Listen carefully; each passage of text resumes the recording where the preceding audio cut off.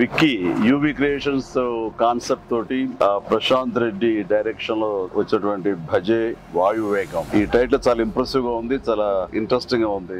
ఈ సినిమాలో ప్రత్యేకించి మా శిష్యుడు, మా అభిమాని కార్తికేయ హీరోగా నటిస్తున్న సినిమా ఇది.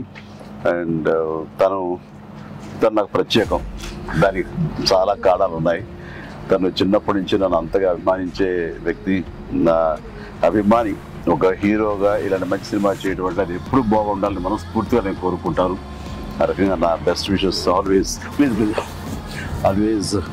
With Karthikeya. And then young directors like Prashanth Reddy లాంటి వాళ్ళు రావాలి. అలాంటి యంగ్స్టర్స్ ఎంతమంది కొత్త కాన్సెప్ట్స్తో వస్తే ఈ తెలుగు ఇండస్ట్రీ అంత ఫ్రెష్గా ముందుకు సాగుతూ ఉంటుంది. ఈ సినిమా పెద్ద విజయం కావాలి, ఎందుకంటే దీని వెనకాల నేను పూజించే నా హనుమాన్ ఉన్నాడు. ఖచ్చితంగా ఈ సినిమాకి ఆయన ఆశీస్సులతో పెద్ద విజయం సాధించాలని మనస్ఫూర్తిగా కోరుకుంటున్నాను.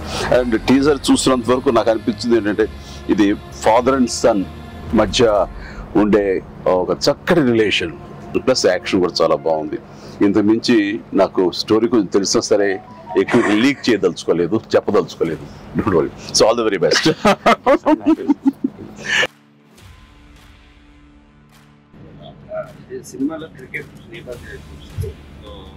మీరు ఎప్పుడన్నా సరదాగా క్రికెట్ చిన్నప్పుడు? నేను కెప్టెన్ గా సచిన్ టెండూల్కర్ నా నెక్స్ట్ అది గుర్తుంది సార్, ఆ మ్యాచ్ చూసాము చేశారు.